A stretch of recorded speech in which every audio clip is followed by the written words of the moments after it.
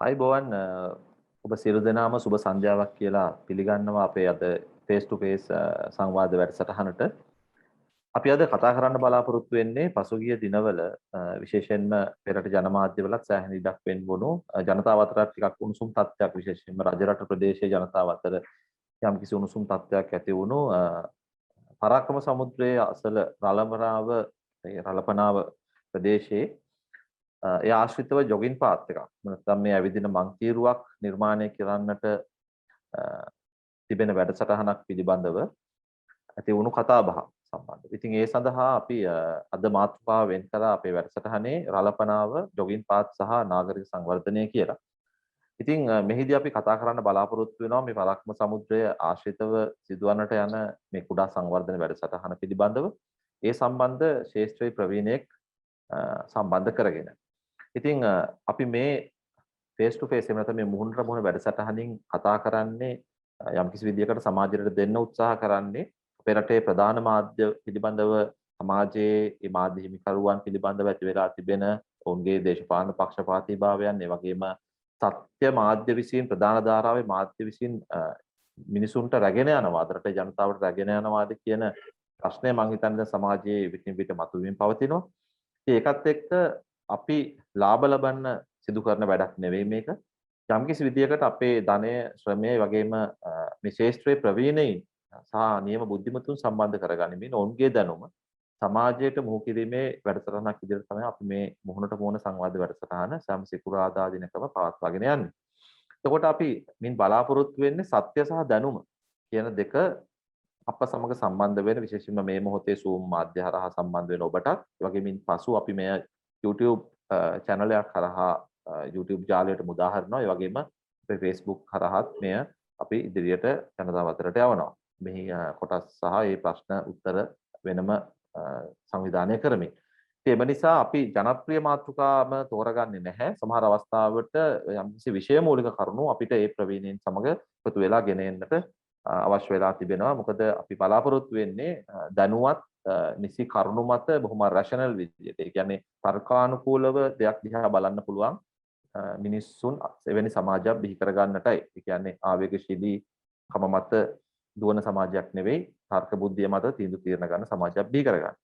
ඉතින් ඒ නිසා අද වැඩසටහනට අපි සම්බන්ධ කරගත්තා මේ රළපනාව ගැන, ජොගින් පාත් ගැන, නාගරික සංවර්ධනය ගැන අපේ රටේ කතා කරන්න පුළුවන් ඉහළම මට්ටමේ හිටපු රාජ්‍ය නිලධාරියෙක්, ඒ වගේම බුද්ධිමතෙක්, ඒ වගේම අවංක රාජ්‍ය සේවකයෙක් විදිහට මම පුද්ගලිකව හඳුනන නාගරික සංවර්ධන අධිකාරියේ හිටපු අධ්‍යක්ෂ ජෙනරාල්තුමා සුමේද රත්නායක මැතිතුමා. අපි එතුමාව ආයිබෝවන් කියලා වැඩසටහනට සම්බන්ධ කරගන්නවා. එතුමා කාර්යබහුල තත්ත්වයන් තුළ අපිට සම්බන්ධ පිළිබඳව එතුමා මොරටු විශ්වවිද්‍යාලයේ ඉංජිනේරු උපාධිධාරියෙක්. ඒ වගේම වසර 4ක 5ක කාලයක් පමණ අපේ නාගරික සංවර්ධන අධිකාරිය අපේ රටේ තා විශාල ව්‍යාපෘති ප්‍රමාණයක් අපි දන්නවා මාධ්‍ය වලින් ඉදහසර වෙන්වන්නේ නැහැ සමහර විට හැමතිස්සෙම හොඳ මිනිස්සුන්ට වැඩ කරන මිනිස්සුන්ට මොකද ඒක වෙනම ව්‍යාපාරයක්.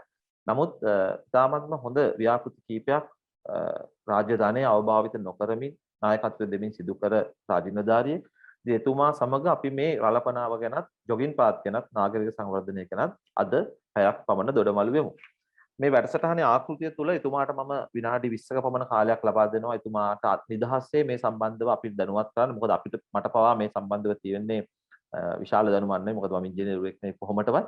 ඒ නිසා අපි මේ සම්බන්ධව දැනුවත් වීම අවශ්‍යයි අපේ ප්‍රේක්ෂකයන් සහ මට ඉගෙන ගන්න අවශ්‍යයි සම්බන්ධ ඔබතුමාගේ. ඉතින් පළවෙනි විනාඩි 20 අපි මේ විදිහට කතා කරමු. ඊට පස්සේ ඒ සම්බන්ධව ඔබතුමා ඉදිරිපත් කරන මතයත් එක්ක යම්කිසි සංක්ෂිප්ත කිරීමක් මම සිදු කරනවා. ඒ අතරතුර අපේ සම්බන්ධ වෙලා තියෙන ප්‍රේක්ෂකයන්ට Q&A මාධ්‍ය හරහා ඒ වගේම hand raise option එක තියෙනවා. තමන්ගේ අත ඔසවා වාචිකව හෝ එහෙම නැත්නම් ප්‍රශ්න අපිට යොමු කරන්න පුළුවන්. අපි ඒවට උත්තර දීගෙන ඉදිරියට ගිහිල්ලා සාමාන්‍යයෙන් 9 පමණ වෙද්දී පැයක් වගේ අවසාන වෙද්දී ඔබතුමා කතාව සංක්ෂිප්ත කරලා સમાપ્ત කරන්න අපිට යම්කිසි අදහසක් පණිවිඩයක් සමාජයට ඉදිරි කරමින්. ඉතින් ඔබතුමාට සහාය වීමක් කොහොමද මම අද දිනේ සිදු කරන්නේ. ඔබතුමාට මම ආරාධනා කරනවා මේ සම්බන්ධව රළපනාව ගැනත් ජොගින් පාත් ගැනත් නාගරික සංවර්ධනය ගැනත් අපිට කියා දෙන්න කියලා. ගෝමසදේ. පළවෙනිම මම ස්තුති කරනවා විශේෂයෙන්ම ડોક્ટર ප්‍රියංකරට මේ සදාමට ආරාධනා කිරීම ගැන.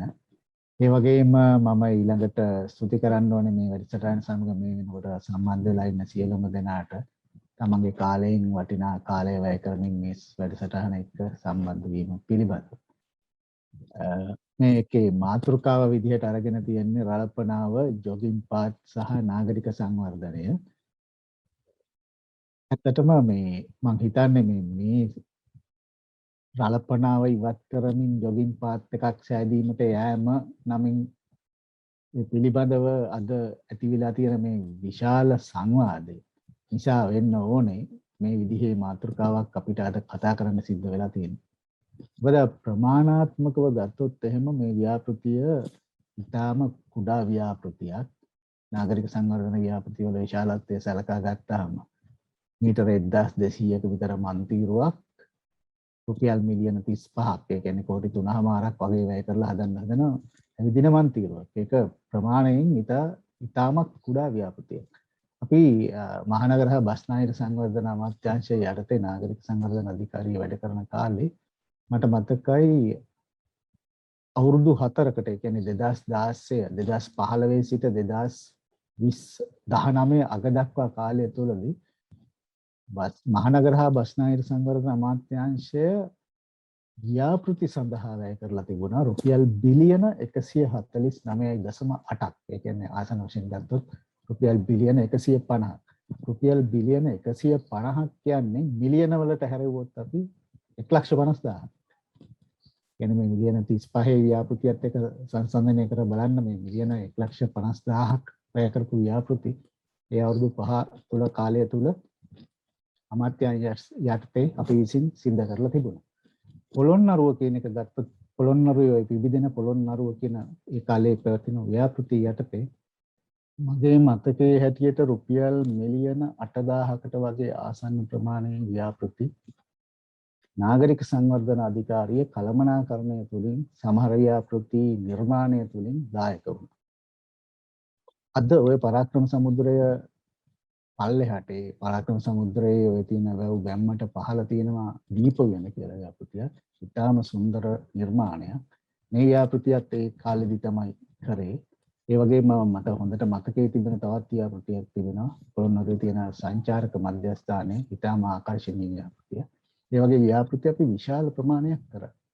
මේ ව්‍යාපෘති සිද්ධ කිරීමේදී බොහෝ වෙලාවල හැබැයි අපිට ජනතාවගෙන් ලැබුණේ සහයෝගය. ඒ ජනතාවගෙන් ලැබුණ විශාල ප්‍රතිවිරෝධයන් විශාල වශයෙන් ඇති වුණේ නැහැ. ඇතැම් අවස්ථාවල ඒ හිටපු ජනතාවගෙන් ඉඩම් අත්පත් කර ගැනීම හරිම අවම වශයෙන් තමයි සිද්ධ වුණේ.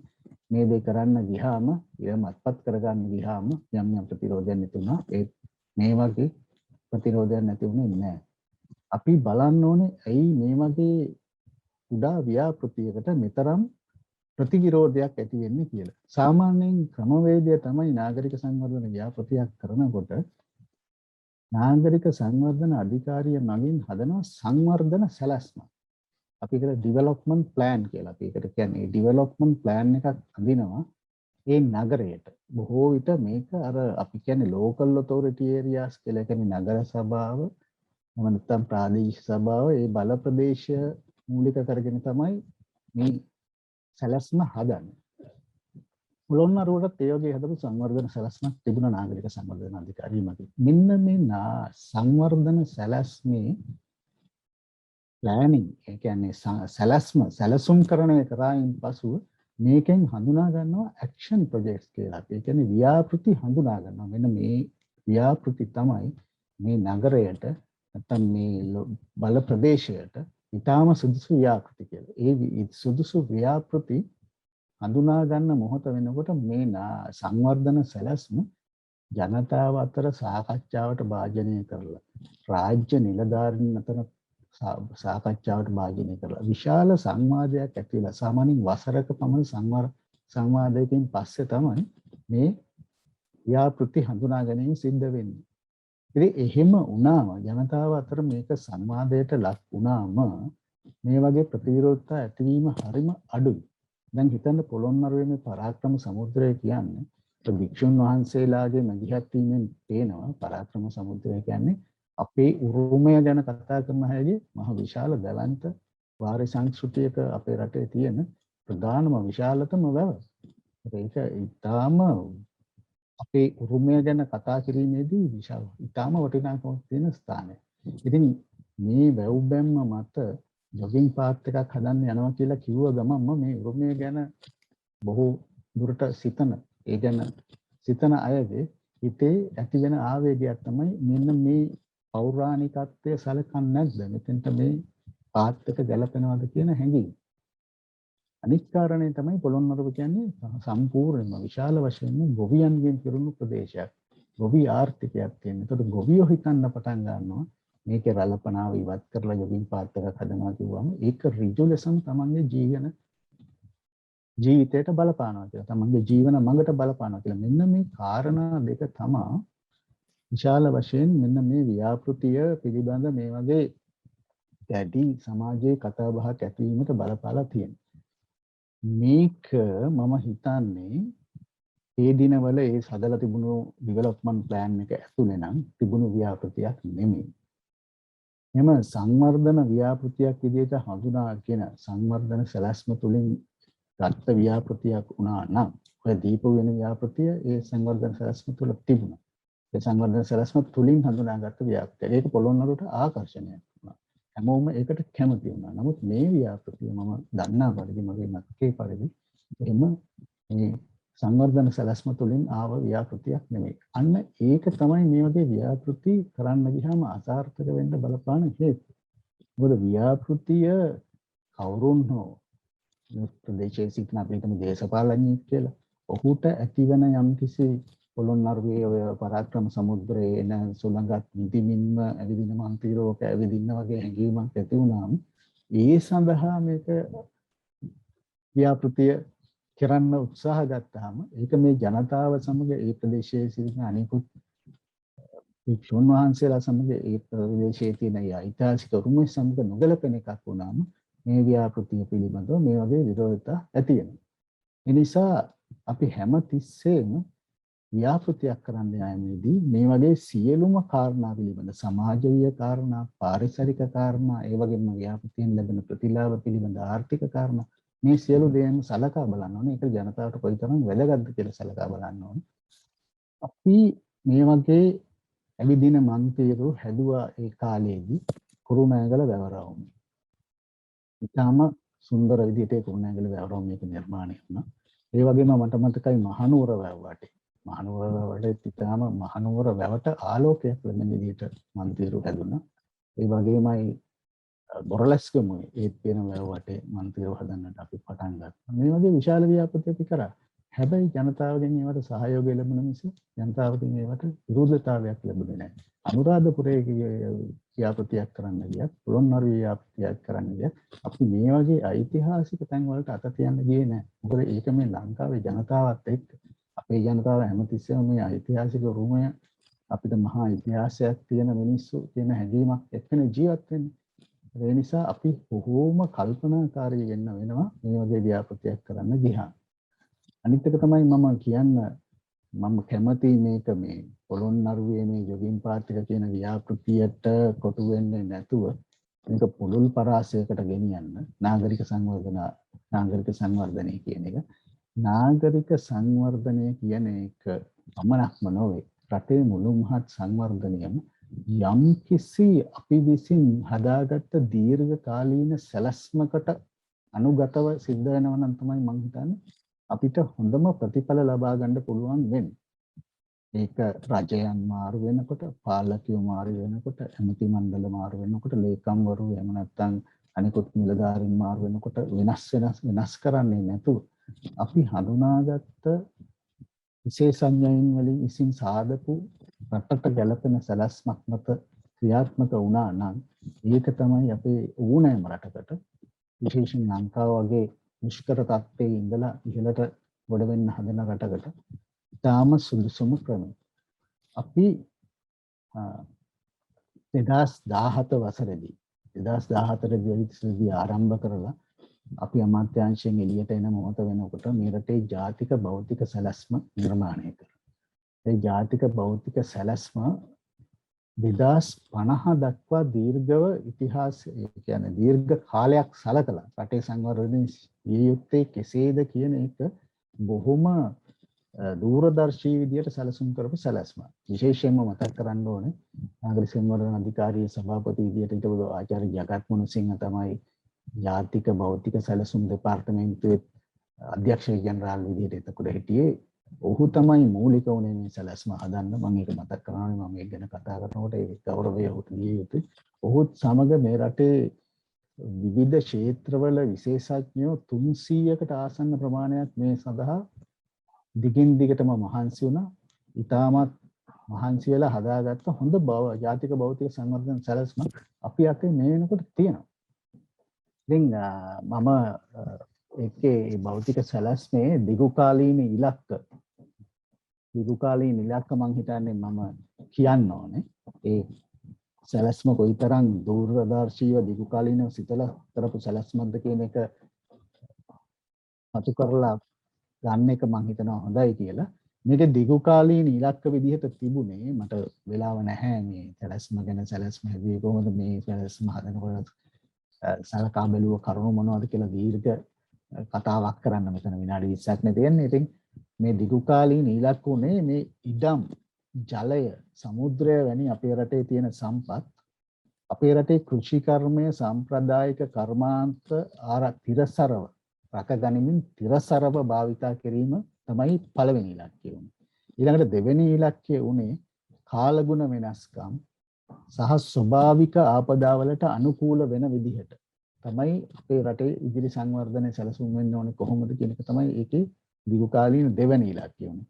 තුන්වෙනි ඉලක්කය උනේ සමානාත්මතාවයේ සැමට සමාජයේ ඉන්න සැමට සමාන අවස්ථා ලැබීම සහ සැමට සම්පත්වල උරුමය ලැබෙන්න ඕනේ කියන එක.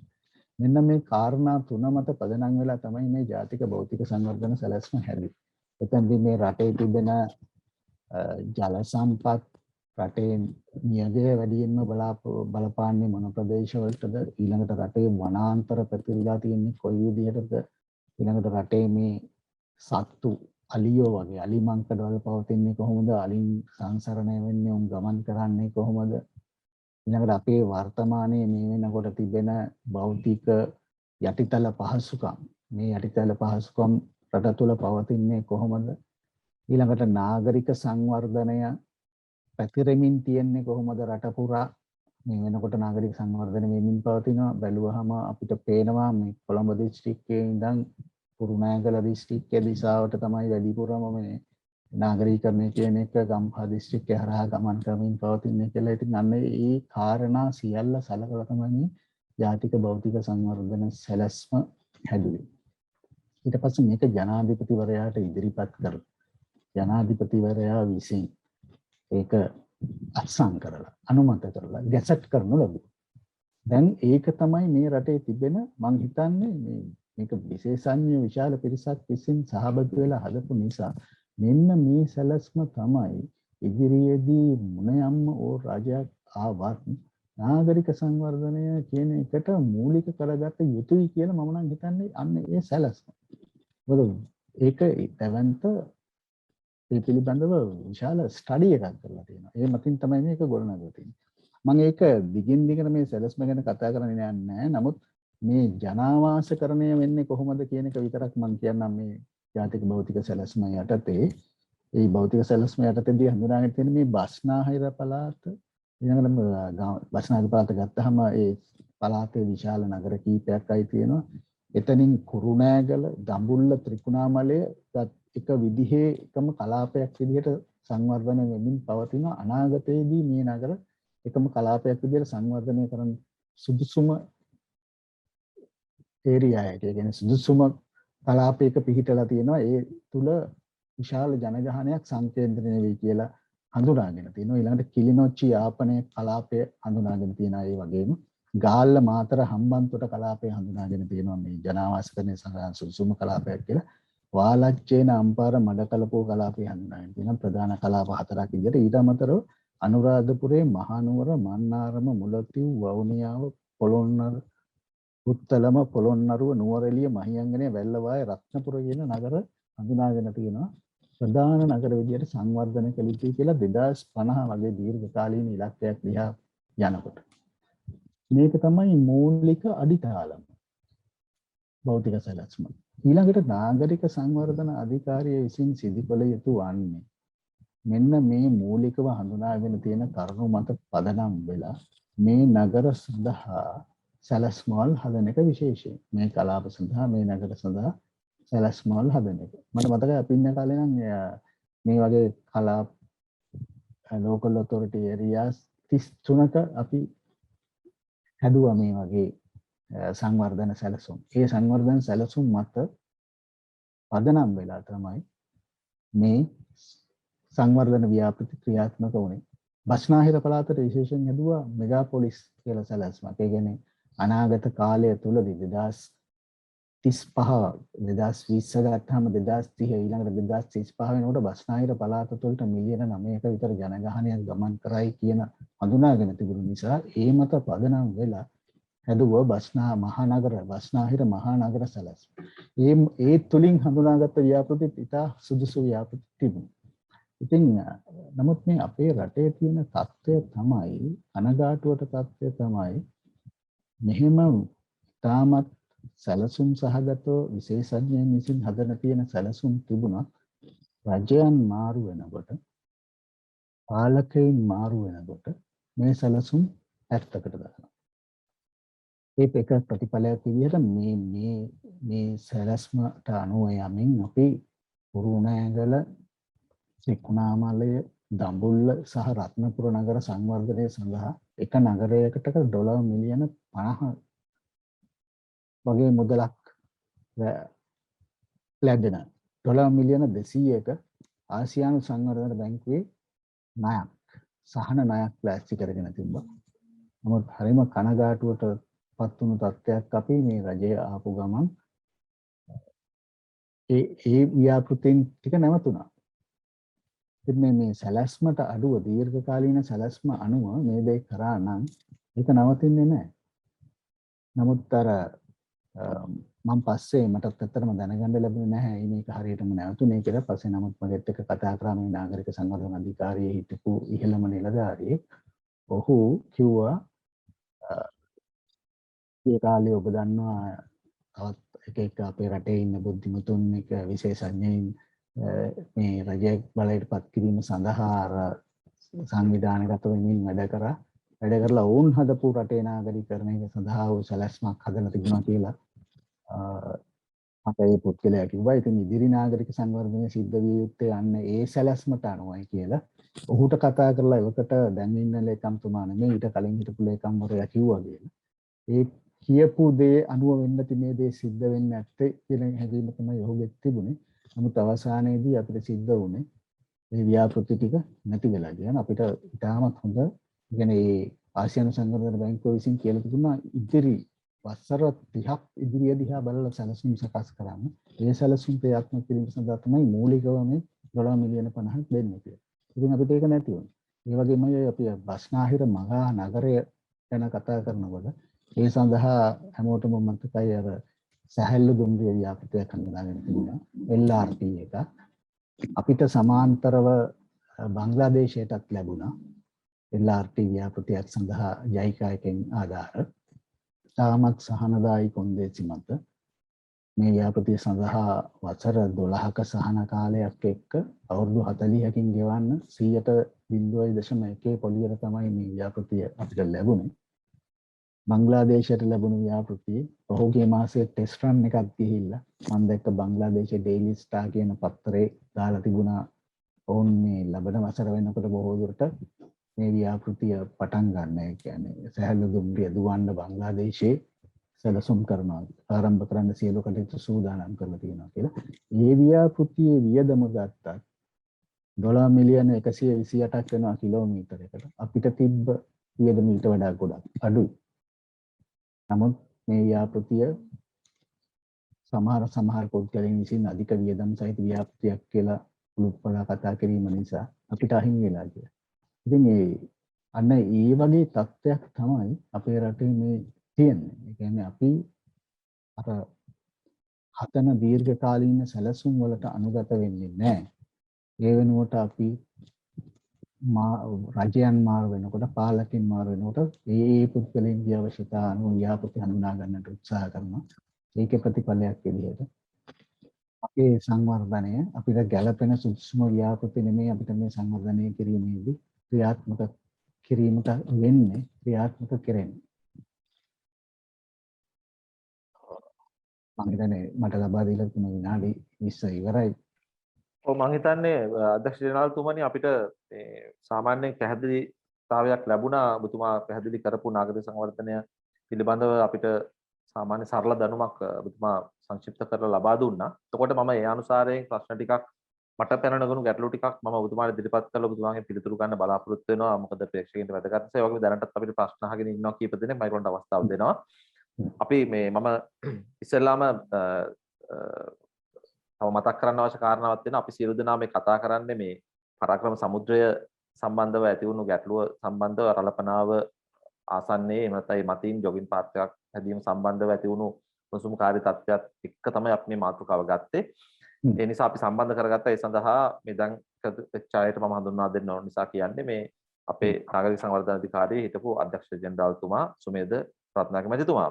ඒකම මේ අවස්ථාවේ මතක් කරනවා මීට අවුරුදු 850කට කලින් අපි මේ කතා කරන්න හේතුබූත වුණු කාරණාව පරාක්‍රම සමුද්‍රය කියන මේ අති දැවැන්ත වාපි නිර්මාණය අපිට බිහි කරලා දුන්නේ ඒ සඳහා සංකල්පනාව ගෙනල්ලා ඒක ප්‍රායෝගික යථාර්ථයක් බවට පත් කරේ මීට අවුරුදු 850කට විතර කලින් අපේ රටේ ජීවත් වුණු පළවෙනි පරාක්‍රම බහු රජතුමා. මම හිතන්නේ අපේ මහා වංශයේ වීරයා දුටුගැමුණු රජතුමා තමයි. නමුත් මම ලංකා ඉතිහාසය ටිකක් අධ්‍යයනය කරලා බැලුවම සහ ඒ සම්බන්ධ විදේශ ඉතිහාසයන් සහ මේ මූලාශ්‍ර බැලුවම ලංකාවේ හිටපු මම හිතන්නේ ශ්‍රේෂ්ඨතම රජතුමා විදිහට බලන්න පුළුවන් පළවෙනි පරාක්‍රම රජතුමා. අවුරුදු 30න් තමයි මෙතුමා රජකමට ඇවිල්ලා තියෙන්නේ. ඒ තමන්ගේ ඥාතීන් අතර තිබුණු සාමාන්‍ය විශාල බලාරගලයක් තුලින් ඒ වගේම නායකත්වයට ඇවිල්ලා රජරටට දක්ෂිණ දේශේන්ද්‍ර රජරටට ගිහිලා රජරට රාජධානිය ආක්‍රමණය කරලා රටේ තිබුණු සිවිල් කෝලහල සියල්ල මැඩපවත්වාගෙන රජකමටපත් වෙන්නේ අවුරුදු 30 දී. අවුරුදු 63 තමයි මෙතුමා මහා වංශයන්ව මිය යන්නේ. ඒ අවුරුදු 33ට සෑම ශේෂ්ත්‍රයක්ම ලංකාවේ මේ වාපි සංස්කෘතිය ඒ කියන්නේ පරාක්‍රම සමුද්‍රය කියලා අපි හඳුනන්නේ මම හිතන්නේ ලංකාවේ කිසිම වැවකට ජෙනරාල්තුමනි අපි හඳුන්වන්නේ නැහැ සමුද්‍රය කියලා. ඒතරම විශාලයි කියන එක නේද? රැල්ල ගහන මමත් පරාක්‍රම සමුද්‍රය බලලා තියෙනවා, දැකලා තියෙනවා. මේ එච්චර විශාලයි. ඒ වගේම ඒ කියන්නේ රැල්ලක් ගහනවා ඒකේ. කියන්නේ මූදු රැල්ල එච්චර ගැඹුරුයි විශාලයි. ඉතින් සමුද්‍රය කියලා හඳුන්වන්නේ නැහැ කලාවැවටවත් අපි. ඉතින් නමුත් මේකට අපි සමුද්‍රය කියලා කියනවා. ඒ වගේම මේකේ විශාල ගොවි ජනපද ප්‍රමාණයක් අදටත් පෝෂණය වෙනවා. ඒ වගේම ආගම, සංස්කෘතිය, භාෂාව, අපේ කලා සම්ප්‍රදායන් සියල්ල මේ රජතුමා යටතේ දියුණු වෙලා තිබෙනවා. ඒ වගේම ලංකාවේ අපනයනානයන සංස්කෘතිය, වෙළඳ සංස්කෘතිය, විශේෂයෙන්ම චීනය, මැද පෙරදිග ආදී රටවල් එක්ක කරපු ඉතාමත් බුද්ධිමත් රජ කෙනෙක්. ඉතාමත් බුද්ධිමත් රජ කෙනෙක්. ඒ වගේම අපේ රාජධානී, අපේ ඉතිහාසය අනුව විදේශයක් ආක්‍රමණය කරලා කෙටි කාලයක් හෝ එය අල්ලගෙන හිටපු බුරුමේ ආක්‍රමණය කරලා බුරුමේ ප්‍රදේශ කිහිපයක් මෙතුමා අල්ලන් ඉඳලා තියෙන ඒකේ බුරුමේ ඉතිහාසයේ තියෙනවා ඒක. එහෙම හයියක් තිබුණු රජ කෙනෙක්. ඒ වගේම ඔහු මෙතුමා චෝල දේශය කියන්නේ ඒ වගේ චෝල අධිරාජ්‍යය තිබුණා ඉන්දියාවේ දකුණු ප්‍රදේශයේ. ඒ ප්‍රදේශවලට පවා තමන්ගේ හමුදාව යවලා තමනුත් ගිහිල්ලා සටන් කරපු ඒ කියන්නේ පරාක්‍රම බාහුව කියලා හඳුන්වන්නෙම විශාල බාහුව තියෙන පුද්ගලයා කියන එක. මම හිතන්නේ ඒක ශරීර ශක්තියෙන් නෙවෙයි එතුමාගේ යුද ශක්තිය යුද උපක්‍රම වෙන්න ඕන.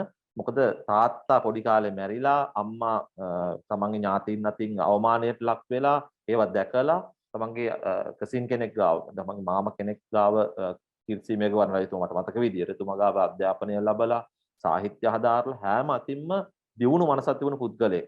ඉතින් අද අපිට එහෙම පාලකයෝ ඉන්නවද කියන එක ප්‍රශ්නයක්. ඉතින් ඒ කාලේ තිබුණු තත්ත්වයන් භාවිතා කරලා මෙච්චර විශාල නිර්මාණයක් අපිට ඉතුරු කරා අවුරුදු 1000කට කිට්ටු වෙන්නේ.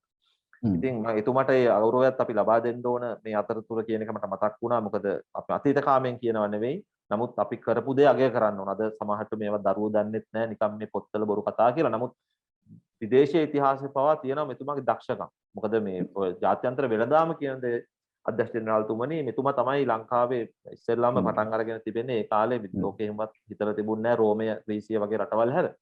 ඉතින් ඒක මම දැන් ඒ ඉතිහාස කතාවත් පොඩ්ඩක් එතනින් නවත්තලා ඔබතුමාගෙන් මම ප්‍රශ්න කිපයක් අහන්න එනවා මේ කාරණාවට අදාළව. දැන් රලපනාව කියන්නේ කුමක්ද මේ අධ්‍යක්ෂ ජෙනරාල්තුමනි අපිට කෙටියෙන් පැහැදිලි කරගෙන යමු. ප්‍රශ්න 5ක් 6ක් මට අහන්න අවශ්‍යයි ඔබතුමා. මොකද්ද මේ රලපනාව කියන්නේ? ඔව්. රලපනාව කියලා කියන්නේ දැන් ඔබතුමාම කිව්වනේ මේ පරාක්‍රම සමුද්‍රය ළඟට ගියාම පරාක්‍රම සමුද්‍රය බැම්ම උඩ හිටගෙන බැලුවාම ඒ සුළඟත් එක්ක එන දවන්ත රැල්ලක් තියෙනනේ.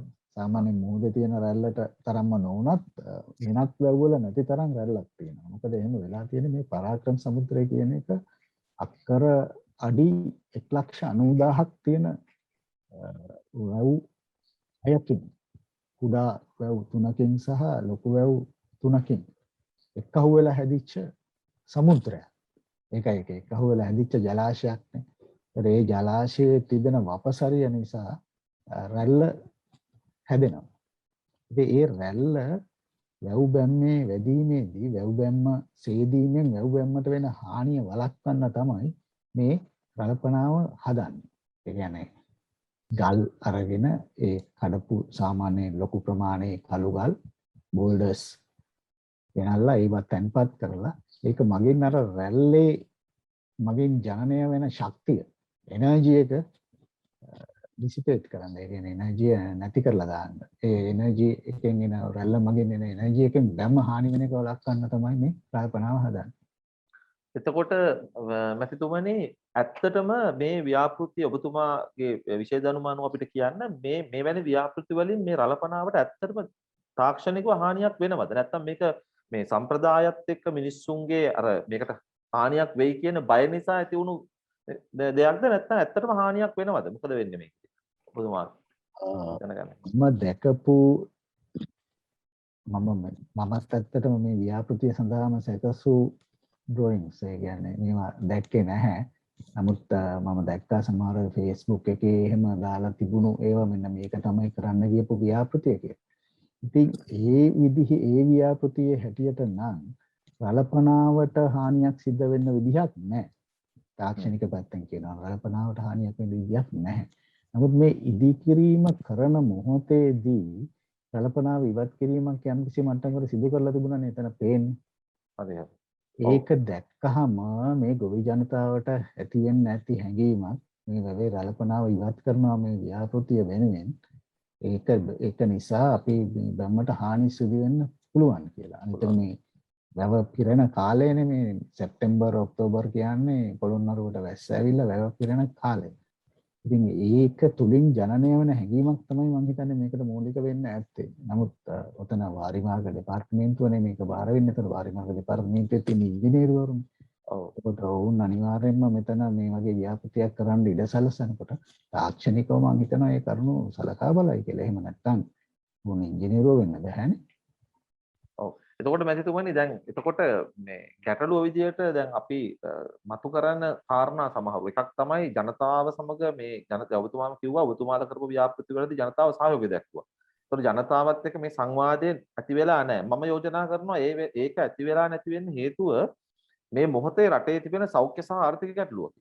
කියන්නේ මිනිස්සු හොඳටම දන්නවා මෙතන මාරාන්තික වසංගතයකින් පෙළෙනවා මිනිස්සු. අනිත් පැත්තෙන් ආර්ථික ගැටලුවක් තිබෙනවා. බඩු මිල ගිහිලා තියෙනවා. ඉතින් මේ වෙලාවක මේකද වැඩේ කියලා මොකද මිනිස්සුන්ගේ තියෙනවා සාමාන්‍යම අපි මිනිස්සු අපි වෛද්‍යවරු වුණාට මේ සමහර වෛද්‍ය ප්‍රජාවක් ඉන්නවා මේ මිනිස්සු ආශ්‍රය කරනද අපි ගම්වල මිනිස්සු ආශ්‍රය කරනවා අපි මිනිස්සුත් එක්ක ගැටෙනවනේ මැතිතුමනි. අපි දන්නවා මිනිස්සුන්ගේ තිබෙන මතය මේ ප්‍රොජෙක්ට් කොහොමත් හොරකම්. මේවා කොහොමත් හොරගා මේ හැම කෙනාටම මේකෙන් ගාණක් යනවා. මේකේ ඇවිල්ලා ඉන්න තාක්ෂණ නිලධාරියෙක් ඉඳලා ඉංජිනේරුවරයෙක් ඉඳලා ඒ කියන්නේ තියෙන පොදු මතයක්. මේ නිලධාරිනුත් හොරු. මේ දේශපාලඥයොත් හොරු. මේක ඇවිල්ලා කරන්න ඕන වැඩක් නෙවෙයි. ඒ නිසා මේ වෙලාවේ මේක කරනවායි කියන ආවේගය තමයි මම හිතන්නේ මිනිස්සුන්ට එන්නේ නැත්නම් ඔබතුමා මොකද ඒ ගැන කියන්නේ? ඔව්. ඒ කියන්නේ මේ රටේ තියෙන මතයක් තියෙනවා මේ ව්‍යාපෘති කරන්නේ මුදල් උපයා ගැනීම සඳහා කියලා. ඒ කියන්නේ මේ ව්‍යාපෘති කිරීමේ චේතනාව ඒ රටට යහපතක් කිරීම නෙමෙයි. ඒ තුලින් යම්කිසි පිරිසක් විසින් මුදල් උපයා ගන්නවා කියලා. ඉතින් මේක පැන නැගීම සඳහා ඒක සම්පූර්ණයෙන්ම බැහැර කරන්න බෑ. මේක මේ ජනතාවගේ අතේ ජනතාවගේ සිතේ මෙවැනි සිතුවිල්ලක් ඇති වෙලා තියෙන්නේ. මෙහෙම දේවල් සිද්ධ වුණ නිසා. මේක සිද්ධ වෙමින් පවතින නිසා. හැබැයි නිලධාරියෙක් විදිහට මම කියන්න ඕනේ මේ දැන් නාගරික සංවර්ධන අධිකාරිය මම වැඩ කරපු නිසා මම මේ නාගරික සංවර්ධන අධිකාරියේ නිලධාරීන් පිළිබඳව විශේෂයෙන් ගන්නවා නම් ඒක නාගරික සංවර්ධන අධිකාරිය විතර නෙමෙයි මේ නාගරික සංවර්ධන අධිකාරියට ගත්තත් මේ බොහෝ තැන්වලට ඒක පොදුයි. මොවුන්ගෙන් වැඩි පිරිසක් එහෙම මුදල් හොරකම් කිරීම සෝ අයථා විදිහට උපයා ගැනීම උදෙසා ඉලක්ක කරගෙන ව්‍යාපෘති කරන පුද්ගලයන් නෙමෙයි. ඒක නම් පැහැදිලිවම කියන්න පුළුවන්. කීප දෙනෙක් ඉන්න පුළුවන් ඒ දේ කරන. නමුත් වැඩි පිරිසක් බොහොම අවංක Tamanට බාර දෙන වැඩේ උපරිම ආකාරයෙන් කරන්න මහන්සි වෙන එක වෙලා වැඩ කරන නිලධාරීන්. ඉතින් මෙතන සිද්ධ වෙන්නේ අර මම කලින් කිව්වා වගේ මේ ව්‍යාපෘතීන් මේ නිලධාරීන් විසින් තමයි හඳුනාගන්නේ. ඒ කියන්නේ නාගරික සංවර්ධන ව්‍යාපෘතියක් හඳුනාගන්නේ සැලසුම් ශිල්පීන්, සැලසුම් නිලධාරීන්, ප්ලෑනින් ඔෆිසර්ස් කියලා අපි උන්ට කියනවා. උන් තමයි හඳුනාගන්නේ. ඊට පස්සේ මේක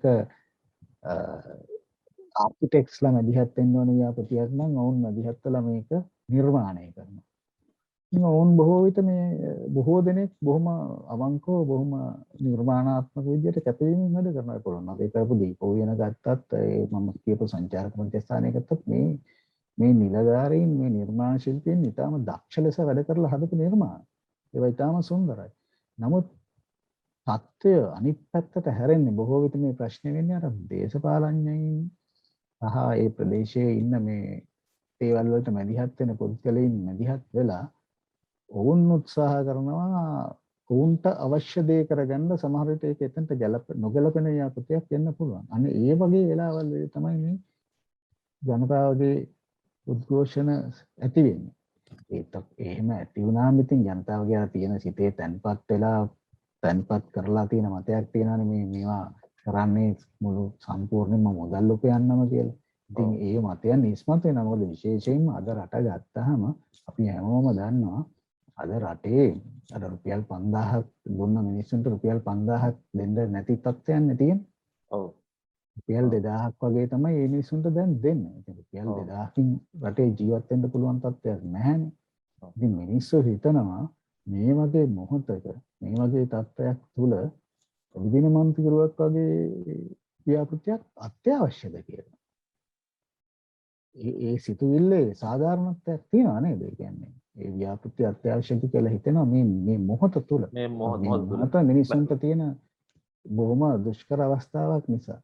මම හිතන්නේ රජය වුණත් ඒ පිළිබඳව සිතා බලලා අර රටේ තියෙන ආර්ථික තත්ත්වය පිළිබඳව සලකා බලලා රටේ මුදල් ඉපයීම රටේ අනාගතයට මුදල් ඉපැයින ව්‍යාපෘති සඳහා මුදල් වැය කිරීම තමයි මේ මොහොතේ වැදගත්. අනිත් එක මම කියන්න ඕන එක කාරණයක් තියෙනවා. අමර ඉංජිනේරුමය ඇසින් බලලා මේ ව්‍යාපෘතියෙන් රාපනාවට හානි සිද්ධ වෙන්නේ නැහැ කියන මතේ මම ඉංජිනේරුවෙක් විදිහට කියන්නේ. නමුත් මම වුණත් කැමති මේ ඓතිහාසික මේ වගේ නිර්මාණ ඒ වගේ තියෙන ඒ පෞරාණික උරුමයට ඒ ස්වරූපයට හානියක් නොවන ආකාරයෙන් පවත්වාගෙන යනවා. මොකද ඒ වගේ ඓතිහාසික දැන් තිසාවැවට ගිහිල්ලා බලන්නකෝ ඒ තිසාවැව පල්ලෙහා තමයි රන්මසු වෙන තියෙන්නේ. තිසාවැවේ ගිහිල්ලා තිසාවැවට නාගෙන හරි තිසාවැවට ගොඩ වෙන මිනිස්සුෙකුට පල්ලෙහාට බහැලා රන්මසු වෙන තියෙනවා. නමුත් ඒ තිසාවැව බැම්ම උඩ අපි නූතන මේ තියෙන නූතන පරිසරයක් නිර්මාණය කළොත් මම හිතන්නේ මේක අර ඒකේ තියෙන පෞරාණික ස්වරූපයට ගැලපෙන්නේ නැහැ. ඒ නිසා අපි යන්න ඒ වගේ දේවලුත් يعني ව්‍යාපෘතියක් කරනකොට මම කිව්වේ ඉංජිනේරුමේ කාරණා පමණක්ම නෙවෙයි වැදගත් වෙන්නේ. වැදගත් වෙන අනිත් සාධක තියෙනවා. ඒකේ ඓතිහාසිකත්වය, ඒකේ පෞරාණික උරුමය, ඒ සියලු දේ ගැනම අපි සැලකිය යුතුයි. මැතිතුමනි දැන් මේ සංවර්ධන ව්‍යාපෘති දැන් මේ වගේ දේවල් වලට දැන් ඔබතුමා කිව්වා මේකේ මුදල ගැන ඔබතුමා හිතන කෝටි 3.5ක් විතර වැඩක් කියලා ඔබතුමාට තිබෙන තොරතුරු අනුව දැන් අපි අහලා තිනවා සමහර සංවර්ධන ව්‍යාපෘති ROI කියන්නේ return on investment එක. ඒ කියන්නේ ඉන්වෙස්ට් කරලා ඒකේ රිටර්න් එක ගැන බලාපොරොත්තුෙන් කරනවා. දැන් මේ ජොගින් පාත් වගේ එකක ඒ වගේ දෙයක තිබෙන මොකද්ද තිබෙන ඉන්වෙස්ට්මන්ට් එක? එහෙම දෙයක් තිබෙනවද මැතිතුමනි? ඒ කියන්නේ දැන් මේක රජය නිවේදන් කරන්නේ බදු මුදල් නේද මේකට යන්නේ? මම නොදන්න නිසානේ. ඒතර බදු මුදල් ඒතරට බාණ්ඩාගාරයේ බදු මුදල් තමයි කෝටි 350. කෝටි ව්‍යාපෘතියේ සැලැස්ම ඒ කියන්නේ ව්‍යාපෘති යෝජනාවන් ඉදිරිපත් කරපුවාම මහා භාණ්ඩාගාරයෙන් ලැබෙන මුදල් වලින් මේ දේවල් කරන්නේ. ඔව්. එතකොට දැන් මේක තිබෙනවද? ඍජු රිටර්න් on investment එකක් නම් එහෙම ලොකුවට බලාපොරොත්තු වෙන්න බෑ.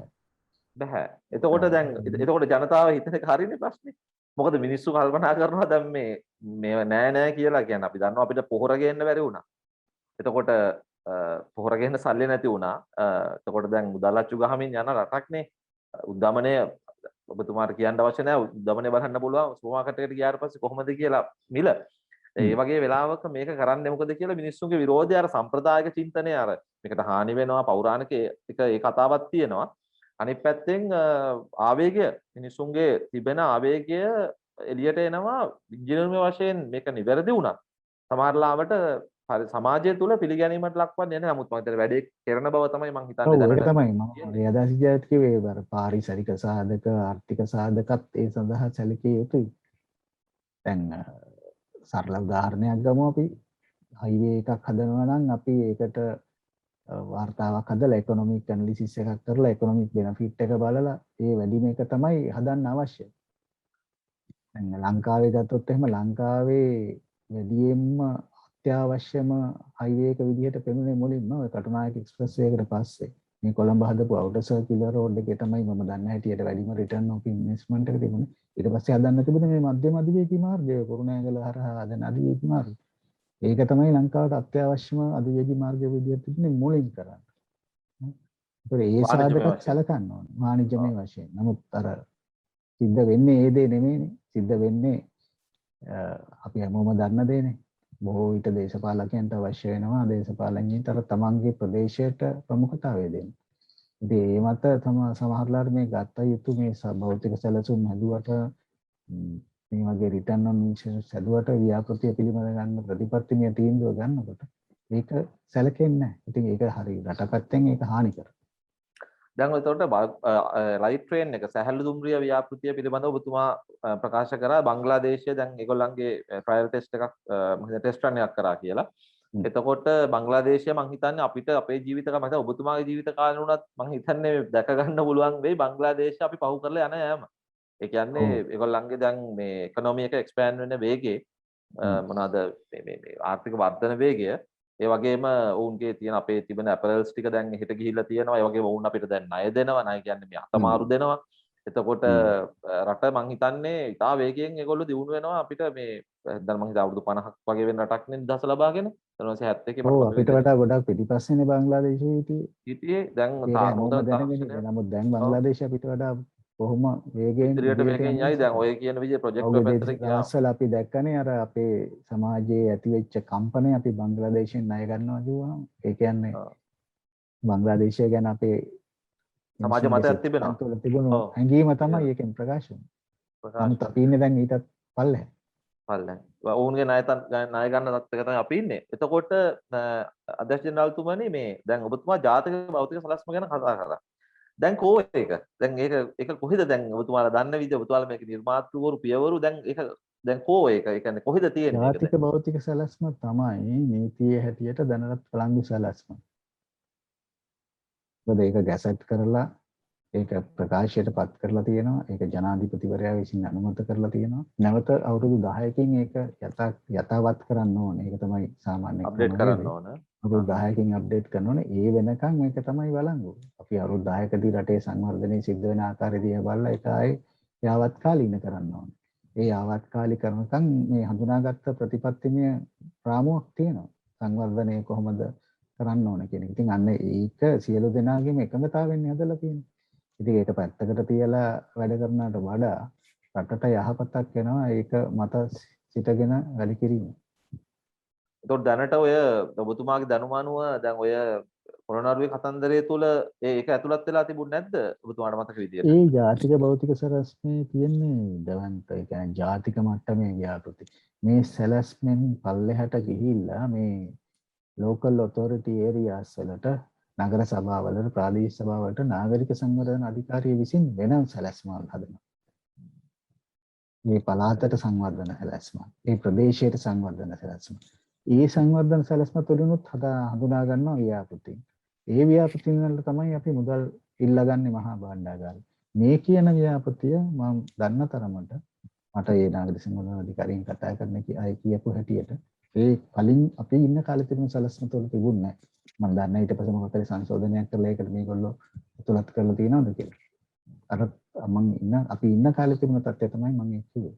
පැහැදිලිව තුන. එතකොට දැන් සමහර ඔය මේ සමාජ මාධ්‍ය ජාලාවලත් අහලා තිබෙන එකක් තමයි පොළොන්නරුවේ මිනිස්සු ටිකක් පොළොන්නරුවේ ඉන්න නිකන් මේ බයියෝද නිකන් පොළොන්නරුවේ මිනිස්සුත් කොළඹ වගේ පොඩ්ඩක් නූතනත්වයට ඇවිල්ලා මේ උදේට පොඩ්ඩක් ඇවිදලා හවසට පොඩ්ඩක් ඇවිදලා එහෙම ඉන්න මිනිස්සුන්ට හොඳ නැද්ද නිකන් වගේ මතයක්. එතකොට මේ නූතනත්වයට බියවීමක්ද ඔබතුමා දකින්නේ දැන් නිකන් මනෝවිද්‍යාත්මක බැලුවම දැන් ඒ කියන්නේ අපි හරි අතීත කාමයක් තිබුණා අපේ රටේ මෙහෙම ඉතිහාසයක් තියෙනවා ඔක්කොම හරි එතකොට නිකන් අලුත් දෙයක් කරන්න ගියාම නිකන් අපේ මිනිස්සුන්ගේ පසුගාමී බවක් වගේ දෙයක් එහෙම එකක් පේන්නේ නැද්ද ඔබතුමාට මේ වගේ දේවල් වල? මේ විරුද්ධ වීම තුල නෑ එහෙම හැමතිස්සෙම එකක් දැන් වෙන්නේ නැහැ. ඉතින් අපි තවත් බොහෝ තැන්වල මේ වගේ ව්‍යාපෘතීන් කරානේ. රට ඒවට පුරාම. මිනිස්සුන්ගේ සහයෝගය ලැබුණා. ඔව් ඒවට නිතරම ලැබුණා. සහයෝගය ලැබුණා. අපි යාපනය කරා, කිලිනොච්චිය කරා, ඒ වගේ ප්‍රදේශවලත් කරා. ඊට පස්සේ අනුරාධපුරේ කරා, කොළඹ කරා, හැමතැනම රට පුරාම මේවා කරා. මේවා මිනිස්සු බොහොම කැමැත්තෙන් වැළඳගත්ත ඒ තැන්වල. නමුත් මෙතන තියෙන විශේෂිත තත්ත්වයක්. ඒක තියෙන මේ පෞරාණිකත්වය සහ මිනිසුන්ගේ ජීවන අරගලයක් තියෙනවා. මේ මිනිසුන්ගේ ජීවිතය හා බැඳලා තියෙන වැවක් නෙමෙයි. ඉතින් ඒක තුලින් ඒ හැටිච්ච හැඟීමක් තමයි මම නම් දකින්නේ මෙතන තියෙන්නේ. සහ සෞඛ්‍ය තත්ත්වයක් එක්ක තිබෙන තත්ත්වය මේ වෙලාවේ රටේ නේද? ඔව් රටේ මේ වෙලාවේ පවතින තත්ත්වය. අපේ තව යෝජනාවක් ඉදිරිපත් කරලා තියෙනවා සුනිල් රත්නායක කියලා මහත්මයෙක් ජාතික භෞතික සරස් පිළිබඳ වැඩසටහන් මාලාවක් කරන්න කියලා. ඒක හොඳ යෝජනාවක් ඇත්තටම අපිට ඔබතුමා හොඳ සම්පත්දායකයෙක් ඒකට මොකද වැඩේ හිටපු මුල් අතුරුවරයෙක් නිසා මේ ජාතික භෞතික සැලැස්ම නිර්මාණය කිරීමට දායක වුණේ මම කිව්ව විදිහට ආචාර්ය ජගත් මුනිසිංහ. අපි එතුමත් එක්ක මුළුමනින්ම මේ සැලැස්ම සෑදීම සිට විකාශනය වූ ආකාරය අවුරුදු 3ක වගේ කාල පරිච්ඡේදයක් තුළ තමයි මේක සිද්ධ වුණේ. ඒ සියලුම දේ කතා කරමු. ඒක බොහොම හොඳ යෝජනාවක්. ඔයක යෝජනා කරලා තියෙන්නේ හොඳ යෝජනාවක්. ඩොක්ටර් ශම්මික ලියනගේ කියන මහත්මයා වෛද්‍යවරයෙක් වෙන්නවන. අපි ඒක ලෑස්ති කරමු. මටත් ඒකට සහභාගී වෙන්න පුළුවන්. ඒක තමයි. අපි ඒක සංවාදාත්මකව පොඩ්ඩක් අපි මාසෙකට එකක්වත් එහෙම අරගෙන යන්න ඉස්සරහට. ඊළඟට අපේ ප්‍රශ්න අහලා තියෙන මහත්තුරු දෙන්නකොට මම අවස්ථාව දෙන්න උත්සාහ කරනවා මේ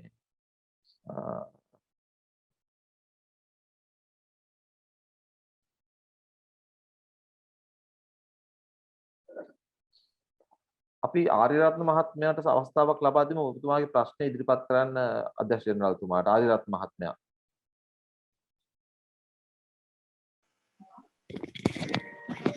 අධ්‍යක්ෂතුමා සුබ සන්ධ්‍යාවක් සියලු දෙනාටම.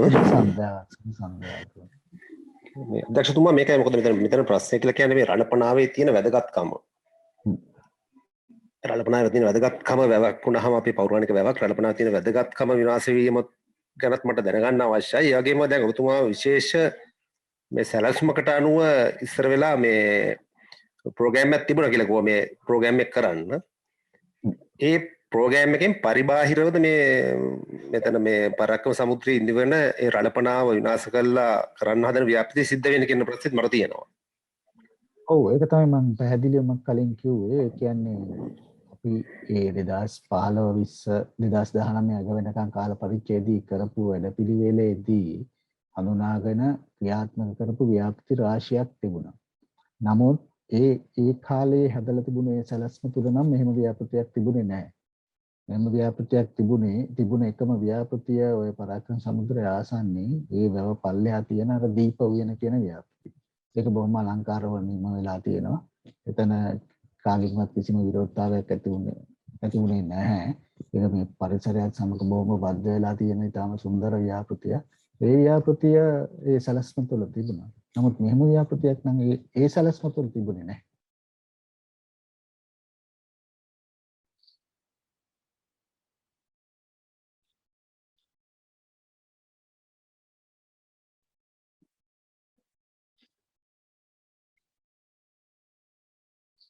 ආර්යරත්න මහත්මයාට තව අහන්න තියෙනවා නම් ප්‍රශ්නයක් ඔබතුමා ඉදිරිපත් කරන්න තව ප්‍රශ්නයක් තියෙනවා නම්.